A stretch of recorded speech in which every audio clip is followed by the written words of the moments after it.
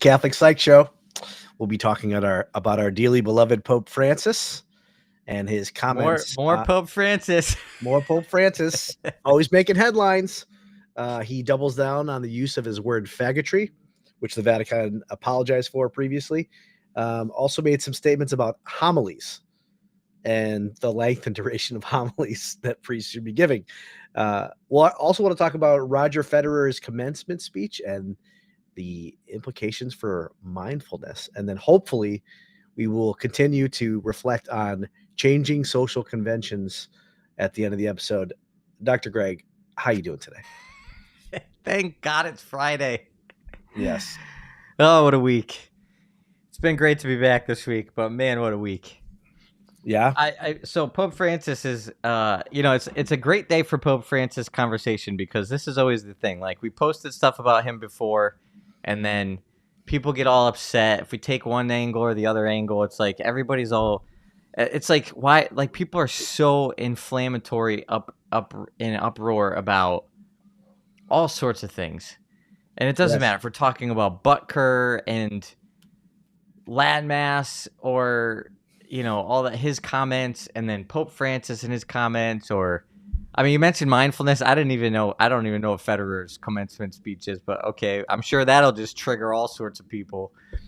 We'll get into it. My actual Pope Francis perspective is actually really nuanced, and I think we have to see like the full picture.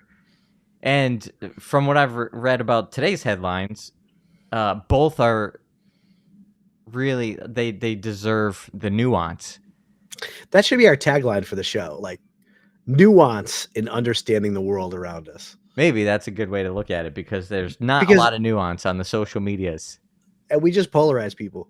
We polarize people. They take what we say out of context and they shift to one side or the other. Well, this is the thing. It's like people are so primed for polarization that it's hard to say anything. It's like, oh, we're really actually nuanced. But if we make one statement, then we're just taking that out of context.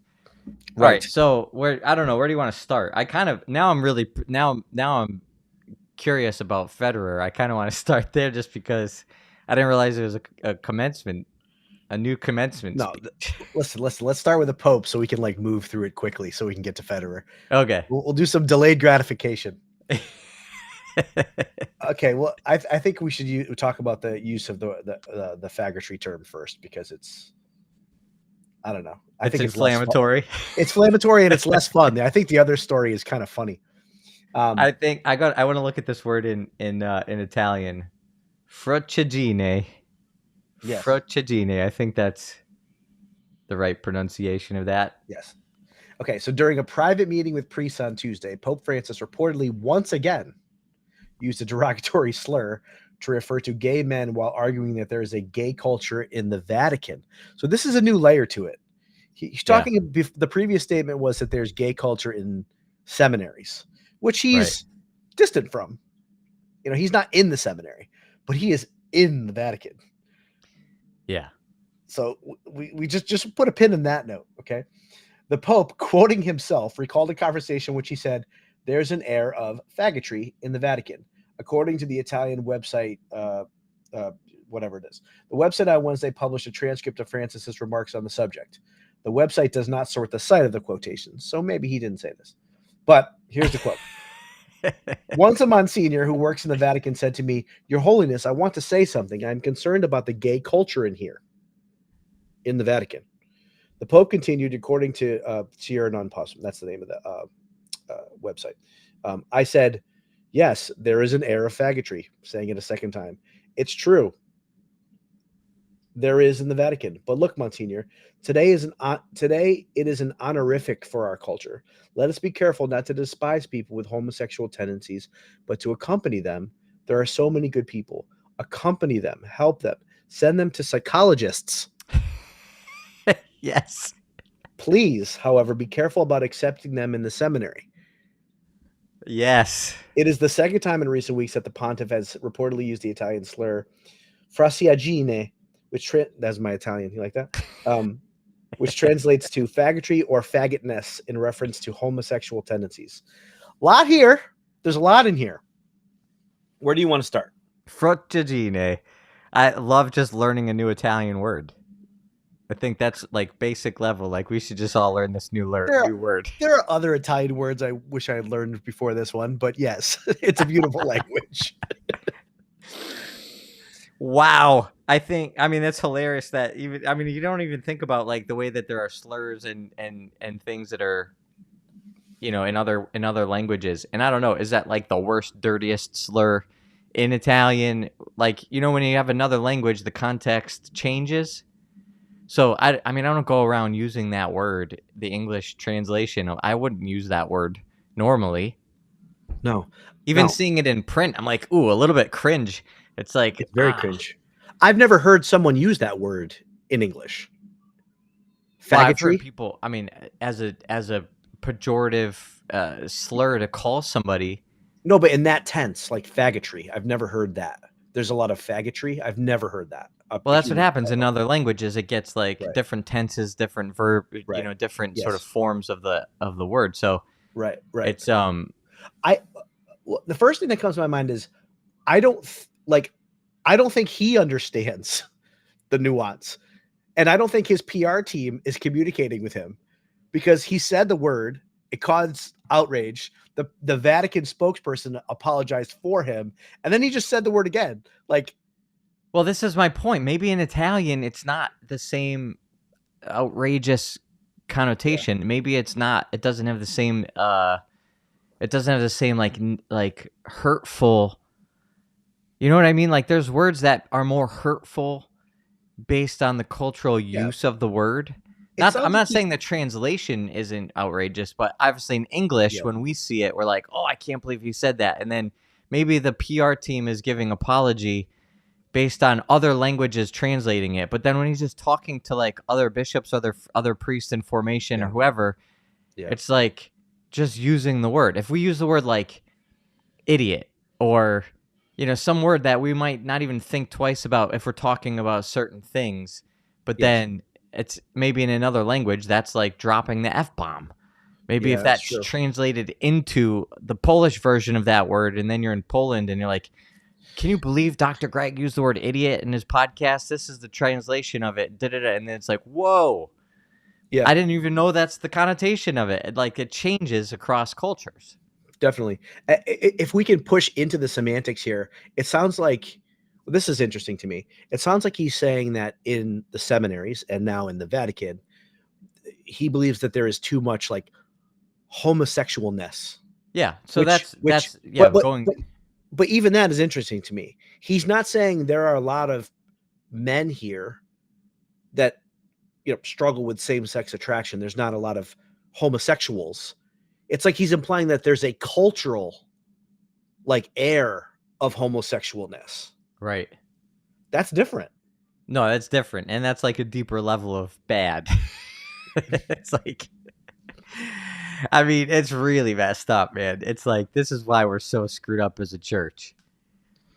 And it's not consistent with church teaching to act on homosexual feelings, for sure. No, but even think about what that means culturally speaking within the church. Right? And this is what outside the church, like it's understandable if secular culture, if people don't really get how bad this is, and people think, oh, this is just let it go, it's no big deal. I mean, I got somebody on Instagram right now saying love is love, all this stuff. It's like, okay, secular, fine. In the world, like, don't have the education, you don't really understand what you're saying. Okay, in the Vatican, like, we don't stand a chance as a church to propose any kind of Christocentric or Christian worldview when in the Vatican itself, they don't get it. Right. We're in big trouble. So, like, Bear for Good on Instagram, like, your perspective is going to win out because, and kudos to you, like, more, it's like, we're certainly not proposing anything different in any sort of meaningful way. Right. When the Vatican is not getting it, this is a big problem. It is a big problem. I think the other layer here, which I thought was interesting, was he was adding that it's not just like in some remote seminary, a remote corner of the church where there is a culture of homosexualness and a homosexual culture. He's saying that it's right here in the Vatican. But it seems like he's Like, I don't know. I mean, he's the Pope. It's his Vatican. If he wanted to do something about it, it would seem to me that he's the one that appoints people in the Vatican. He could do something about it. Maybe he feels like his hands are tied and he can't. I don't know about like canon law in terms of like removing people from positions and things like that, if he's opposed to the people in those positions of power. But it seems like, well, the only thing I can do then to combat this is to start the level of the seminary, of the priests coming in. Like, changing this culture is about the next generation. I mean, look, I don't want to polarize people. I don't want to trigger people, but it can't be not said. How is this human, not the office of the Pope, not the Vicar of Christ? How is this human not either completely devious in intention or completely ignorant to what he's doing and saying? You're talking about the Pope now. You're saying he's those are the two options. This human, the only one that we have who's currently in that role of Vicar of Christ.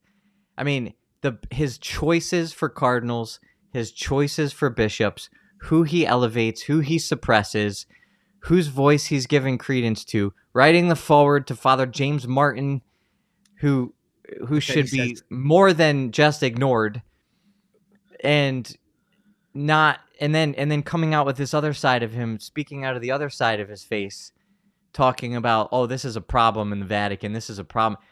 Dude, you're the one that's reinforcing it.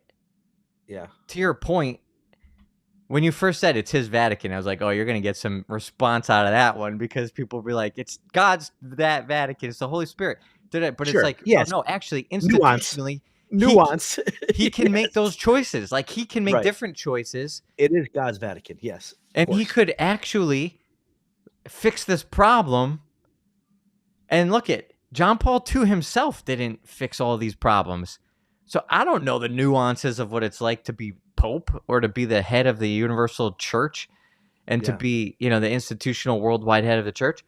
I don't know what that looks like on a day-to-day. Like, what's his 9 to 5 look like? But I wonder it seems like he's not helping the situation. I mean, I wonder if there's like either restrictions on how much power he has to appoint positions and whether there's like strong political influence. I wonder how much information he has. Like, this is siding on like the side that he's ignorant, right? Like, right. There's two perspectives. It's an either or that I offered. Right. Maybe it's about both and who knows. Yeah, maybe he's restricted or he's ignorant or there's like nothing he can do about it. It's like, I mean, it's the biggest institution in the world, the Catholic Church. It's talk about red tape and bureaucracy. I mean, our small agile company, like getting stuff done around here is not easy. Imagine if it's the universal church. I don't know like what goes into the process of who he appoints and all that. And maybe from his personal perspective, he's like, this is a problem, but his hands are tied. Or, as you said, he's like devious was the word you used. I mean, I think that's a charitable term. It could be a lot worse. Nefarious, like we start going down that pathway. No, I know. And it's like, okay, so then, I mean, it's always the big picture. The big picture is always, does God allows this for a reason. Mm-hmm. So we don't have the kind of Taylor Marshall, perspective on this. It's like, no, this is all like God wins. And this is all definitely like part of God's plan for winning. Even Jesus giving the devil 100 years to do his worst, in the Pope Leo XIII apparition. It's like, God will just, this is all moves on his chessboard. Like, and there's a lot of good that comes from things that Pope Francis has done. There's a lot of challenge that he offers to us to really go deep, which is why I like the article on his comments about homilies. I think like even before we get to that, like there was an article we never got to from last week where he talked about how money, power, and pleasure can enslave us. I was like, that's beautiful. Like it's deeply inspirational. And just talking about like unhealthy attachment and serving the poor and like I want to believe there's a holiness about him. And like, that's him being a shepherd and being a father. But then you have all these mixed messages. And then, yes, let's go to the other story, which I agree with. But Jim Birch on YouTube asked, has the Pope's position changed recently, or has he always been a progressive, so to speak? I would say, Jim, you'll find evidence of anything he's doing now going all the way back to when he was in Buenos Aires. Right. I mean, this is not new at all. It's just, and it's always confusing. Yeah, like the question is he a progressive?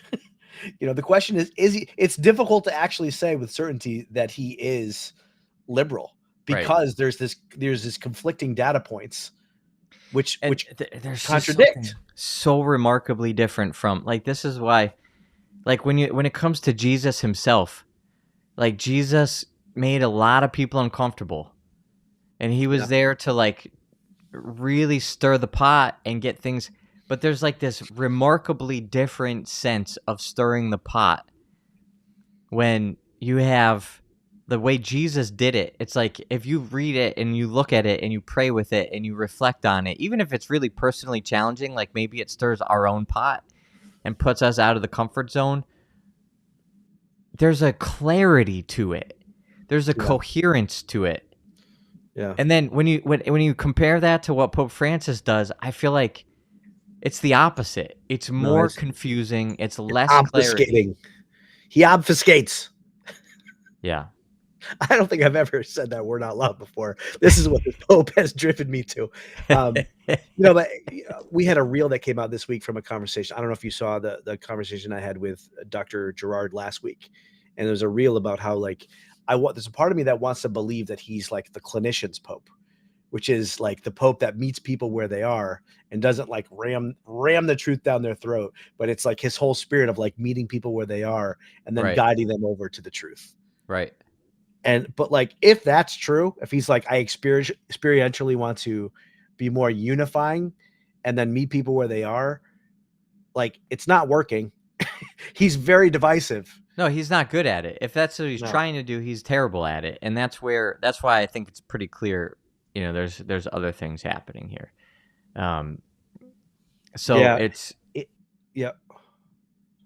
Anthony says here, the definition of liberal in the church is different than the world's. That's very true. It's true. Sure. Yeah, it's true. Got a lot of comments coming in now. Yeah, this is good. All right, we'll start with Ann Turner. I believe the Pope saying that there's an air of homosexuality. I've heard about possible homosexual infiltrating within the church as priests and bishops, etc., to destroy it. Yeah. Yeah, I mean, there's conspiracy theories. People talk about, the communist agendas. There was, in the 20s and 30s, they were already sending men to young men. It was like a clear, documented project of the communists to send men into seminaries so that they played the long game. And that's part of Marxism. They've been it's all about infiltration and playing this long game. So people think that's in the wider society. The question is that also happening within the church? Even in the church, like specifically in the church, they sent men for seminary, for formation to become Catholic priests. To deconstruct the West. And from the church, from within. That's why the communist agenda is always so anti-religion, because if you have any allegiance to any other source of authority besides the state, then that's a problem. Yeah. So Veronica Kung says, if I've heard this Pope is a Pope of change, do you think we should be more compassionate about homosexual Catholics? If there are any, I am divided.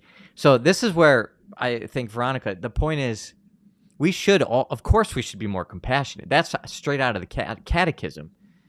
And a lot of the things that Pope Francis says and does, I think rightly so, whether he's intentionally good or bad, I think God can use this stuff to help us, and rightly so, we can deepen our understanding of whether or not we're actually being compassionate. Like, that's he literally says this. Right. In this quote, let us be careful not to despise people with homosexual tendencies, but to accompany them. But there are so many good people. Accompany them, help them, send them to psychologists. Please, however, be careful about accepting them in the seminary. So in that one statement, it's like, okay, that one statement out of context sounds really good, really Catholic. That's great. Yeah. And I talked about this with his blessings on couples and, a lot of the stuff from like Amoris Laetitia, all anything that becomes, really controversial, there's always like another layer that we can look at it and be like, what is it that we can grow from and how can we change?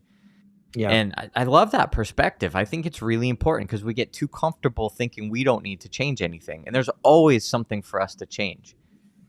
Yes. So that's the benefit here. Yep, for sure.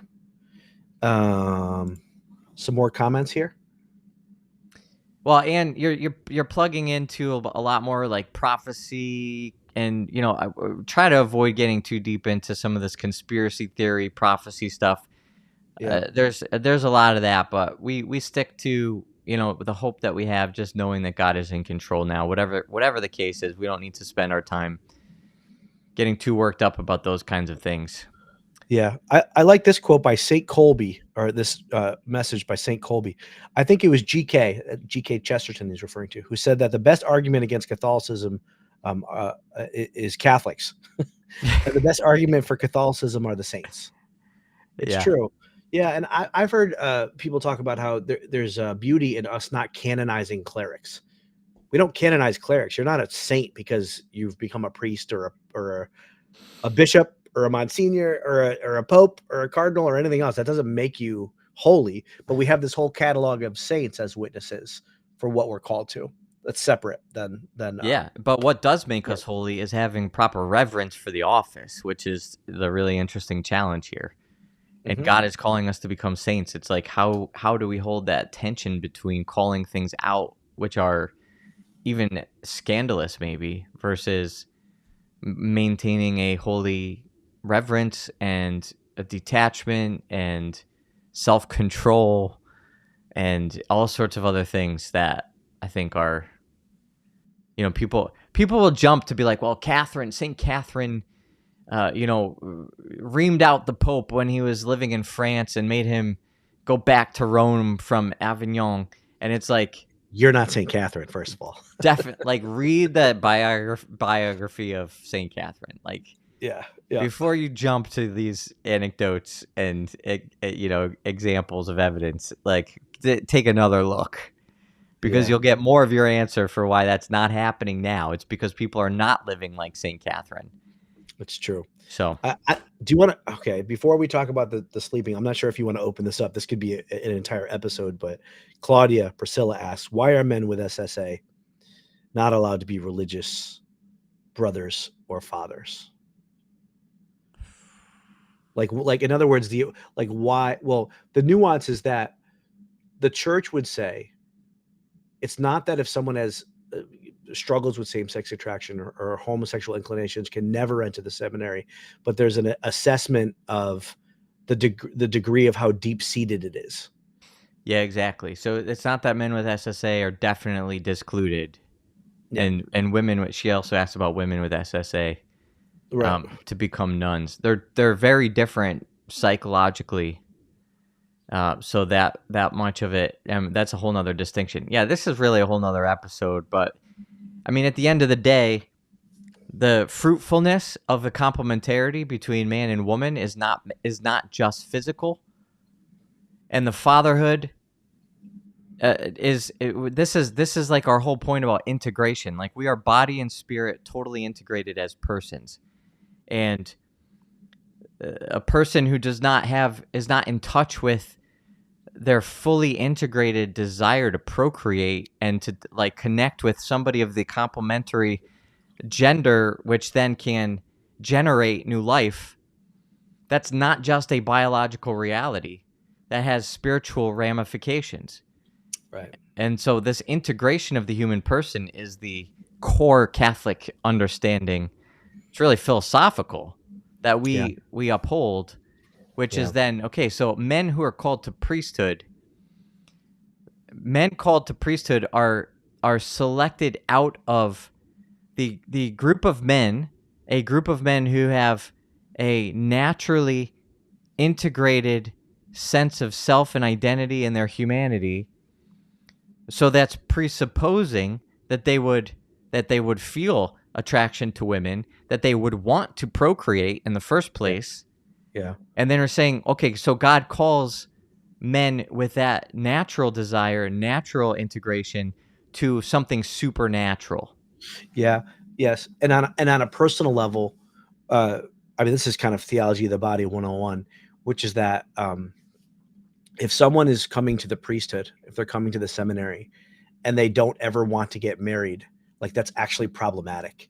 Yes, this is not just about SSA. This is like the bigger picture. Exactly. Right. So it's Like like, even just like psychologically, like one has to see the beauty and goodness of how love between a man and a woman in the sacrament of marriage is a sign for God's love for the soul, yeah, which spirates into children, into a third person. In some ways, it's a reflection of like the Trinitarian life. It's not the exact same thing, but it's a sign of it. And then they see that good, they want that good, and then out of love for God, they renounce something good, which becomes a personal sacrifice to live as a right. witness of God's love for the soul, so that we don't idolize marriage, right? It's like, no, there's something more, No, this right? is the problem. I mean, this And is then this is what we're and not. Go ahead. no, I was gonna say, and then that breaks down with all kinds of psychological issues. Right. I mean, it could just be like I don't love family because I had a bad family experience. Well, you're not ready to be a father then, right? Right. And then if we situate like the SSA like circumstances in that context, it starts to be a little bit more clear. Right. Exactly. Exactly. And so we can't, and the church is doing a horrible job of understanding this and living this out currently, which is why, if priests are like, priests who didn't feel called to marriage, didn't feel called to family life. And then there's men who anybody looks at them and they're like, you wouldn't last a day married. Yeah. Like you wouldn't be able to keep a marriage healthy for a week. Right. Like that's a really bad situation to be in. Right. When we're ordaining men as a church to the priesthood, a supernatural vocation, which is meant to say, you're a healthy natural man. We're going to actually put you in a position where you're holding a supernatural responsibility and vocation. And we're doing that in a way that says, well, I don't know that you would really make it in the natural realm, but, but we really need priests. So Right. if we can get anybody right now, let's sign them up. Are you running from something? Are you running into the priesthood because of your fear of something that is natural and good? The other thing too is, sometimes people believe that they can work out some of their psychological issues in the seminary or in religious life because they're trying to escape the family context. And we help them realize, like, no, the volume on your psychological problems gets turned up Right. in religious life. Like Right. if you can't cut it in a family, you are not going to cut it in the priesthood or in religious life. Right. In that silence, in that loneliness, in that like it's harder. It's not easier. You can't actually escape the demands of family life by becoming a priest or religious. Right, exactly. Claudia asked another great follow-up question. She said, essentially, if somebody realizes that they're attracted to the wrong gender, then they give up their dreams and become spiritual parents. I'm going to assume you're asking that they're finding a same-sex attraction. They want to be, they want to be in a same-sex marriage. That's their desire, but they, if they want to follow, what we're saying here in terms of church teaching. In other words, if they couldn't be priests, or does that mean they can't be a spiritual father at all? And I would say no. This is, it's part of all of our masculinity and manhood that we're all fathers on some level. And if you have, if you're trying to live according to the church teaching and you find, same-sex attraction in you, you don't get married, and then you have a niece or nephew that you can feel like a lot of your fatherhood still kind of coming out in terms of like wanting to be a spiritual father to, people in your life. Of course, 100%. Like that's a beautiful manifestation of where men, married, single, same-sex attracted or not, like that we all are going to be on various levels acting out our fatherhood. Or parenting, like within the work context. Like think about what we do in our clinical work. Oh, sure. Like, I mean, yeah, definitely. there's like a psycho-spiritual child where you're, I mean, it doesn't have to be what we do, but I mean, you could be a boss and be very fatherly to those that are working for you. Like it could evoke and elicit your fatherliness. Now there needs to be nuance because it's a professional context, not a family context. But there's a lot of a coach. Like there's a lot of different ways in which that parenting, like the maturity, the psychological maturity that's necessary. Actually, I want to say it the other way around. The embracing of parenthood that is necessary for psychological maturity is acted out in our lives. It's not always through the biological process. Right, exactly. And so the real distinction is called to this supernatural vocation of holy orders, or really celibacy in general, is a vow of giving up the natural good of sexuality on a physical procreative level. And so that's where we say, like, well, if there's not even a desire for it in the first place, it's not a good to be giving up something that you don't desire. And it's not just giving up sexual pleasure. That's the misunderstanding. So you know, somebody who's same-sex attracted might say, well, I could give up, I still going to be celibate, I'm going to give up sexual pleasure. Like, no, that is not what family life and sex and the natural order for sexuality is about. That's what the world thinks it's about. I mean, having sex doesn't take up that much of people's times relative to the amount of time in a day. There's a lot of focus on sexuality, but I mean, percentage-wise, most of your married life is not having sex. Right. It's like agreeing what to purchase. Exactly. It's like picking up the kids. You know? Well, but listen, I mean, to be fair to both sides of the argument, I mean, that's what a lot of people with that SSA would say, and like in same-sex, you know, arrangements, they're doing all those things too. And they would say like, well, we're living a whole married life, quote unquote. Yeah. But that's not getting it. It's like there's something deeper that's connected to the procreative dimension. And we talk about it in the church as the conjugal life of marriage. It's not just about sexual procreation. It's not just the conjugal act, which is sexual intercourse, but then there's conjugal life.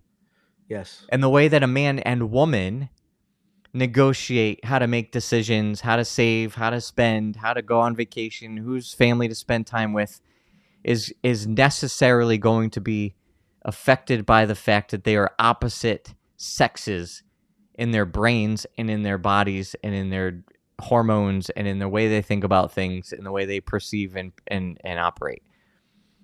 So that can't be ignored. And the world wants to ignore it. And the world wants to say, your body doesn't matter. It doesn't matter if you have a male body or female body. That's not really who you are. And it's philosophically wrong. And so we have to just be able to hold our ground and be like, no, the body matters. You're either a male body or a female body. And that actually is in every cell of your body. And it changes the way you think. And it changes the way you act and everything else about you.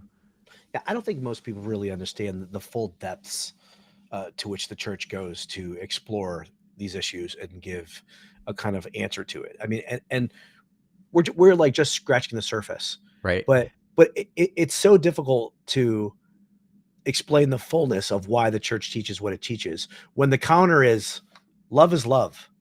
It's like a simple phrase which at face value, like is attractive and makes sense, and it's feels commonsensical, and your response to that from a Catholic perspective is like, in the beginning, God made them male and female. Like we don't have a little catchphrase to make a quick argument. But you know, if people want to really delve into the fullness of why the church teaches what it teaches on this, I think a lot of people would be surprised and amazed at the power of what the church teaches. Yeah, no, but that's the problem. Like even in the Vatican and seminaries, like they don't know what the church teaches. So this is the problem. This is the problem. Right. What else does Pope Francis have to say? So this is funny. So Pope Francis once again appealed to Catholic priests to keep their homilies short, this time warning that they should be no longer than 8 minutes or, quote, people will fall asleep. He also warns against, so he's referring to, he's echoing the recommendations made by Archbishop Nikola Ederovich in his 2010 book in his 2010 book on the 2008 Synod, which advised prelates to keep their homilies to 8 minutes or shorter and to avoid improvisations from the pulpit. So here's the thing. I totally agree. I think, look, I was talking to our dear friend Father Sam about this on my other show, the Catholic Sitter Show, and his argument was like, it only feels like it's long if it's a bad homily. We don't need to change the amount of time, like or like really focus on how long a homily is. Like if it's a good homily, you'll be engaged and you won't worry about the time. My reaction is to that is like, true, but do priests actually have a proper idea of how engaging their own homilies are? Probably not. So let's go with everyone thinks their art is better than it actually is. It's probably a better rule of thumb to keep it under 8 minutes. I mean, 8 minutes actually is a really long time. That's actually a long homily. That's a long homily. And I think too, like what is lost is especially we have a lot of older priests now, because we don't have enough, at least in Western culture, United States, we don't have a lot of young priests coming through that aren't formed in the current culture. So their capacity to speak and their expectations that people of how long people can listen is very different. This changes that. There is a cultural change in attention span. Yeah, because of the cell phones and technologies. It's the reality of the world. And another story I like to tell, and someone knew this is funny. So I was telling a story on that show about, I knew a priest in when I was in Virginia, and he would walk up to the pulpit, and I kid you not, would deliver it between 30 seconds and 1 minute homily, and he would say it with force, and he would like say something powerful. He'd say, like, Christ calls us, I'm oversimplifying, but like, Christ calls us to love. This is what you need to do. Go change your life. And he'd like summarize the reading of the day in a minute, and he'd say it quickly, and he'd close the scripture, and he'd walk off, and you'd remember it all week. And it was so profound. I don't remember what this past week's homily was, but like, this was a guy who just said it, and it was so powerful. And then in the comments of the show, someone's like, was that Father Guy? Like, they knew who he was. Oh, this wow. guy had such an impact on the culture and the diocese for Yeah. that ability to just be really succinct and short and powerful, Yeah. and potent in his homilies. Because, I mean, 90% of priests, 95% of priests, the homilies, at least my experiences, the homilies go too long. I also want to be sensitive to the fact that, like, I know that the sacramental life for the priest is like is marital life, right? It's their marital life. And so it's like the big game on Sunday to give the homily to your parish. Like, there's a lot of psychological build up in terms of the import of delivering that, right? I mean, yeah, unfortunately, that's the case. I think this is a bigger problem. I mean, there's so many ways to look at this, but I mean, I do think it's really important to think about the ways that people are receiving what you say. And do priests have enough self-awareness? Probably not across the board. Some do. There's wonderful priests out there. We love priests. Yeah, of course. Yes. And there's some priests that we would listen to for a half hour, and then. But here, and I think there's also a danger to say that the brevity is what makes it appealing, because it's like that doesn't actually teach priests at all. If Pope Francis thinks that they need some direction on giving a better homily, like, it's kind of concerning that we're just going right to, like, how long is it? Yeah. Like, that's kind of the problem in the church already. Like, the people who don't really believe in the true presence of the Eucharist, who just go to church on Christmas and Easter, what do they judge the church by? How long's the homily? Like, that's right. That's what they come up with. Oh, let's go to this mass. It's a short homily. Like, that's not what people need. So we need a little bit better direction here. We need to be talking more about integration, more about things that are psychological. How do we move people? How do we motivate people? Like, take a course on marketing, but it's like, take a course on public speaking, on communication, and not from, like, the seminary. Take the course on communications from, like, Tony Robbins, like, people that are really known to be famously good at it. Storytellers. And then, what's that? Storytellers. Yeah, storytellers. And okay, so maybe it's a 30-second thing. Father Guy sounds like he nailed it. Like, that's amazing. Yeah. And then it's like, all right, but think about, like, what moves people. Stories, obviously, that's like something that matters. Here's a perfect example. Here's a great storyteller who wins our chat box award of the day for best story in basically, like, a couple sentences. Ryan Nash. One day in the middle of August in an unair-conditioned church, the priest approached the pulpit and said, "Hell is hotter than this," and sat down. That was 5 years ago, and I remember it distinctly. That is great storytelling by the priest. It's great storytelling by Ryan Nash. I will now remember that. That's great. It's like, Yeah. you know, and if that connected to the gospel, or it was like specifically, you know, it's like the church Hell gives is these hotter certain than this. directives. It's like current events, feast days. Who do we, you know, liturgically, what season are we in? What's going on in the homily or in the gospels? Like all these, like, here are your anchor points. Now move people. It's you know, it's something that I think needs to be looked at a little bit more. You know, For Heaven's Sake on Instagram said this is not a workshop or a motivational speaker. It's the sacrament at the altar. The homily is not necessary. That's true. Isn't that Interesting liturgically true? counter argument.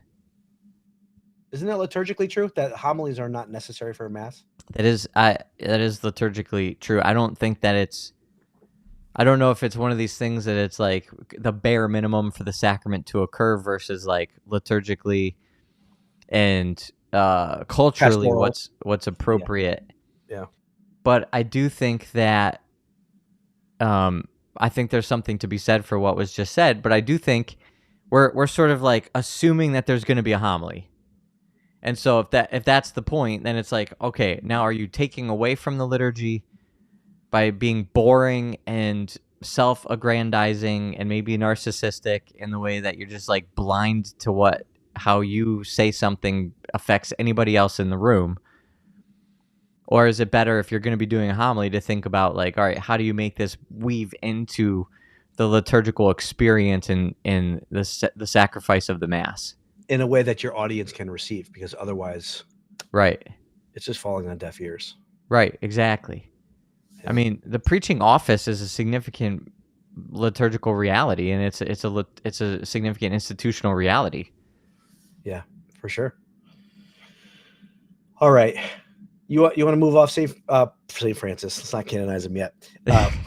Pope Francis, and talk about Roger Federer. Yes. Tell me what happened. All right. So he gave a commencement speech, not quite Harrison Butker's, but I thought of you as he was talking about some of his success. Okay, I'm going to read something to you. In tennis, perfection is impossible. In the 1005, oh, by the way, for people who don't know, Roger Federer is the greatest tennis player of all time. Okay, he is unbelievable. In tennis, perfection is impossible. In the 1,526 single matches I played in my career, I won almost 80% of those matches. It's amazing. Now I have a question for all of you. And he pauses. What percentage of the points do you think I won in those matches? What's your guess? Wait, points. Say that again? So he won 80% of his matches in his career, 1,500 matches. How many points do you think he won in all his matches? I don't understand the question. So a point in tennis. Do you understand how tennis works? Yes, but he won. What percentage of points did he win over the course of his victories? Meaning he could have won it. I still don't understand how it's not 80%. So each time you serve and you go back and forth in tennis, someone wins a point. What percentage of points do you think he won over the course of his career? I don't know. Take a wild guess. I have no idea. 80%. 54%. Okay. In other words, here he goes on. In other words, even top-ranked tennis players win barely more than half of the points that they play. You tracking now? You look very confused. No, if the other person is winning with 50% of the points, then how are they not winning the match? He is winning the matches. No, the other person. If he's winning 50% of the points, the other person's winning 50% of the points. How is the other person? He's won. How does that line up with winning 80% of the matches? Because if he wins 54% of points in every single match, he still wins the match. Got it. Okay, it's a math problem. Are you tracking? So he's okay, so what's the point? He's only slightly better than the people that he's beaten. He's only 54% of the time, but that's if you're 54% of the time, 80% of the time total, you win. I feel and like you're the this is greatest. one of those like Oh my gosh. 80% of the time it works Hold on, we're every getting time. Listen, we're getting to it. In other words, even top-ranked tennis players win barely more than half the points they play. When you lose every second point on average, you learn not to dwell on every shot. Now, Dr. Greg's percolating. You teach yourself to think, okay, I double faulted. It's only 1 point. Even a great shot, an overhead backhand smash that ends up on ESPN's top 10 plays, that too is just a point. Here's why I'm telling you this. When you're playing a point, it is the most important thing in the world. But when it's behind you, it's behind you. This mindset is really crucial because it frees you to fully commit to the next point and the next point after that with intensity, clarity, and focus. The truth is, whatever game you play in life, sometimes you're going to lose a point, a match, a season, a job. It's a roller coaster with many ups and downs. And it's natural when you're down to doubt yourself, to feel sorry for yourself. And by the way, your opponents have self-doubt too. Don't ever forget that. But negative energy is wasted energy. So you want to become a master at overcoming hard moments, et cetera, et cetera. But the point is, he's talking about mindfulness, essentially. Yeah, so it's like our golf conversation a ways back. Why my golf game gets progressively worse by the hole. Because you're thinking of the previous shot. At least my high school self, that was the last time I played golf. Yes. By the way, I got to interrupt real quick. Okay. Because our brand is trustworthy psychology, right? And from a Catholic perspective. So I just want to put this out there because Catherine on YouTube just clarified something. I was thinking this when we were talking, and I didn't know enough to say anything about it. But she just quoted the canon law from the Catholic Church, Canon 767, paragraph 2, going back to the homily conversation real quick. Yes. Homilies are required on all Sundays and holy days of obligation. Oh, on Sundays, just not in the daily mass. Cannot be omitted except for grave cause. Okay. So when we go to daily mass and they don't do a homily, that can happen. But I think that's a really good clarification. I just wanted to make that real quick because we may be inflammatory and say things people don't like about anything, but we're not going to go against canon law here. So Never. Just wanted to clarify that real quick. Yes, we'll never go against church teaching. All right, so yes, mindfulness to recalibrate each moment to the present moment. So even if you're losing points in the tennis match, you can lose half the points of a tennis match and still win the match. So you can't start losing and then not be mindful. Well, he's talking about combating perfectionism. Right. So the best tennis player in the world and the top tennis players in the world still only win 54% of their matches. He has only won 54% of his points. So if he was dwelling on the previous points, right, he would never be where he is. He would lose the match. He has to move on to the next point because the margin of error is so small against the other people in the world. Right. Got it. Yep. That makes sense. So he's advocating for living in the present moment, mindful awareness of the present moment. Yes. And that's the key to his success. Yes. Amen.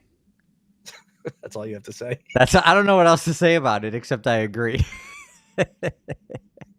Go read the Mindful Catholic, everyone. All right. Somebody else asked a good question here in chat, and yes, Joseph Arnoldin asked this super complex question: is it possible to be psychologically unhealthy but advanced in faith? How do Catholic psychologists discern this, as a priest must do when offering counsel? This is an awesome question, and this is where the psychology of St. John Paul II shines bright and loud and clear across the nations and lands. We need to look to him as a beacon of light and hope as a psychologist. I'm talking about this in this week's episode of Being Human. Next week's episode also. So we have different dimensions of our humanity and our human experience, and we have some in the psyche. We have an overlap of the biological and the spiritual. And that's why it becomes really tricky to have a static, generalized answer to, for instance, anxiety. And it's an example that everybody can relate to. So it's like, sometimes if you pray more, your anxiety will be decreased. And sometimes if you pray more, it won't take away your anxiety. And the fact that you have anxiety does not mean you're not praying enough or that you don't trust God enough. Because something like anxiety, which is a psychological symptom that we put in that sort of middle category between body and spirit, sometimes it's influenced more by the biology, and sometimes it's influenced more by our spirituality, our spiritual dimension of who we are. So you could have a thyroid disorder, you can have a nutritional disorder, you can have things going on in your body like cancer that have a consequence of anxiety happening in your body, that you feel increase of cortisol, you feel adrenaline, you feel sleeplessness, you feel all of these kinds of things. And they're sort of more biologically derived symptoms. Or you could be ruminating constantly, just worried, not trusting that things are going to work out, not trusting anything, not putting your space in mind in God's hands. And, then you could say, well, you could probably affect that level of anxiety with some better prayer and mind exercises and integration of mental and spiritual life. Like the compounding anxiety in that case. So there's like we can generate additional anxiety and depression based on our perceptions, Right. which So can be affected by our relationship with God, which can yeah. reduce. So I have no at least to my knowledge, I have no biologically based sort of source of anxiety, but I can get anxious. Mhm. And if I wake up, I woke up this morning, 5:00 this morning, I was up ruminating, and I know immediately I'm not praying in the right way at this right moment, and I need to get up and actually just like reorder my brain through prayer and knowing how to be back in the present moment, trusting God's providence. And I do that, and the anxiety goes away. Mhm. But that's not going to be true for everybody. No, So the no. fact is, there It, is a discernment process that has to happen, but it has to come with a very clear understanding of the overlap between these two kinds of psychological experience and where and how they overlap. So yes. it is possible to be psychologically unhealthy but advanced in faith, to answer the question. And So for the TLDR, the Cliff Notes, thank you. which I always try. Dr. Greg is great at unpacking things and explaining them. I'm more simple minded, so I have to simplify it for myself and compact it. The way I think about it is, what determines our holiness and spiritual development and growth is about our relationship to our psychology. So whatever is happening in our body or in our relationship to the natural order, whatever that's happening in our body, psychologically, our mental health issues, what we do with those things in our spiritual life will determine our levels of intimacy with God. And not that we can assess this, but our holiness, essentially. We have holy saints who were crazy. Our beloved Saint Francis probably could have used a therapist. But And Saint Therese, like a really contemporary example that people know. Or yes, who's the one I just found out was actually diagnosed with OCD, obsessive compulsive disorder. It was now his name is escaping me. Mm. I just blanked out. I just heard this fact, but anyway, uh, um, if anybody knows, pop it up here. He was a priest. I'm trying to remember the context for how I knew who this was. Um, was it Oscar um Oscar Romero? I think that's who it was. Maybe it was Father Oscar Romero, a Mexican martyr. I haven't heard of this at all. Okay, maybe I'm wrong. Somebody correct me on that, or let us know. But anyway, But yeah, that's in the context of holiness is a book about Saint Therese dealing with. She basically had like a catatonic breakdown in her childhood. Like she would have been institutionalized definitely if she was around today. Therese, you're talking about? Severe. What's Yeah, that? Therese, you're talking about, and her Yeah, Saint attachment disorder Therese. and stuff. Yeah, yeah. Yeah, So she had that's, major issues. and she's a doctor of the church. So Yeah. we got to keep that in mind. But also, we always have to nuance and say also, sometimes addressing things happening, it is Oscar Romero, someone said. Sometimes in working on your psychology, like sometimes it does work.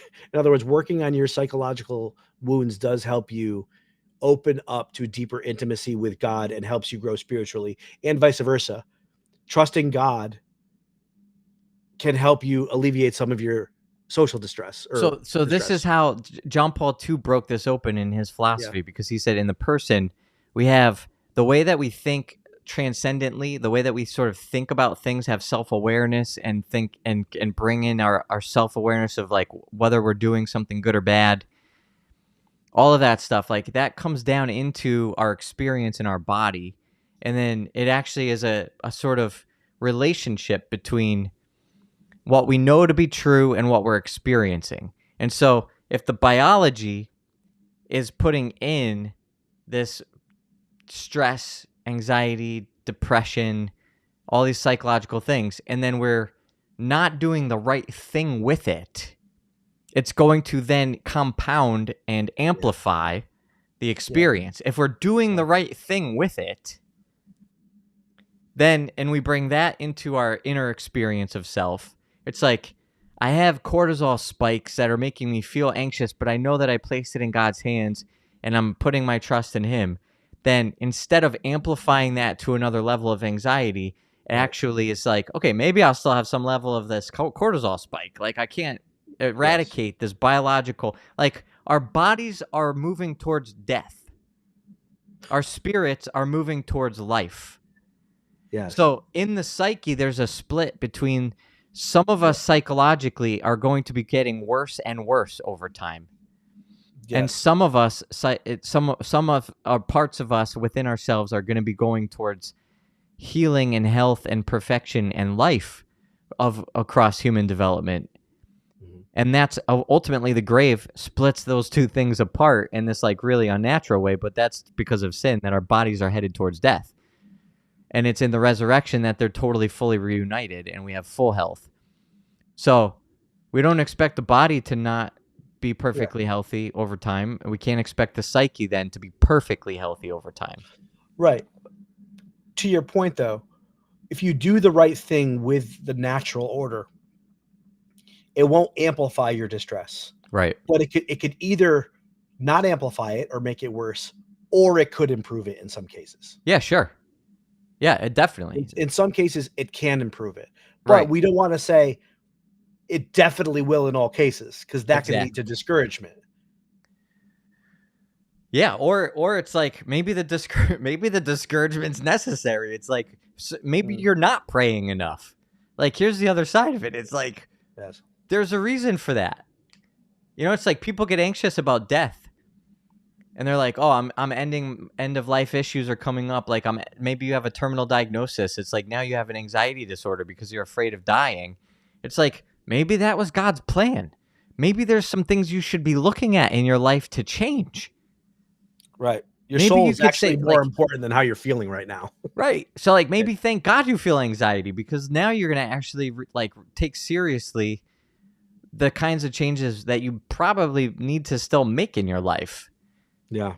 And then if it's like, then it's the deeper layers of it. It's like maybe you're worried about your kids, you're worried about your spouse, you're worried about whatever. And it's like, okay, fair enough, but still not perfect trust and abandonment in God.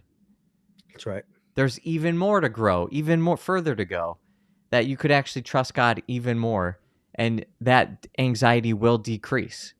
So not saying it's not understandable, not saying I don't myself have the same anxieties. If I was to die tomorrow, of course that's where my brain would go, but that's because I don't trust God enough. Mm-hmm. The saints would trust God more than I do. That's our goal. And it's okay for me to feel judged and criticized and uncomfortable because it's possible that maybe I'm not perfect. I wonder which part just came out. Your tone of voice totally changed just now. So all right. So Oh, look at listen, that, folks. The end of the hour. Here we are. We're no, gonna have but to hold wrap on, this hold up. on, hold on. I want to say two things. First, I'm very disappointed that the Federer story flopped because I think there's a lot that can be said about Catholic mindfulness. I thought that story was ripe with opportunity to look at Catholic mindfulness, which I know you're very. I mean, you wrote the book on it, so you have some things to say. First of all, second of all, I'm disappointed that we didn't have time to look at these changing social conventions. So I'm going to shoehorn one of them in right at the end here, just one. Number 7. It was rude not to hug and kiss all your family members, even ones you didn't know. Now it's acceptable not to force kids to hug and kiss family members, and I'm so glad for that. What's your take on making sure your kids hug and kiss family members? Because when we were young, you had to. It was not a choice. I feel like this is super cultural, though. I don't know that that's true across the Sure. board. This I is all think like cultural. These are social conventions. no. But I mean, like when we were little, I think like if you're an Italian family, you're made to kiss and hug all your family members. Like Yes. I don't know that like the Germans families or like Irish families. I don't think that was the true across the board. The German kids had to do physics with their relatives before they left. Wow. You could, as if the faggotry wasn't enough. You wanted to get in another reason for people to complain about your stereotyping today. That's a compliment. Germans are great at physics. Listen, we're past time now. We got to call it. Oh man. Have a great day. Have a great weekend, everybody. Happy Friday. Happy Friday. Pray for us. Please.